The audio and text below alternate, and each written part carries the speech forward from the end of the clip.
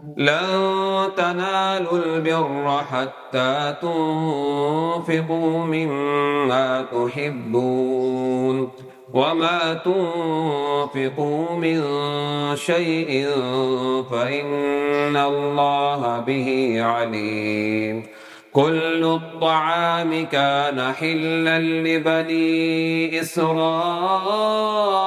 إلا ما حرم إسرائيل على نفسه من قبل أن تنزل التوراة. قل فأتوا بالتوراة فاتلوها إن كنتم صادقين. فمن افترى على الله الكذب من بعد ذلك فأولئك هم الظالمون. قل صدق الله فاتبعوا ملة إبراهيم حنيفا وما كان من المشركين.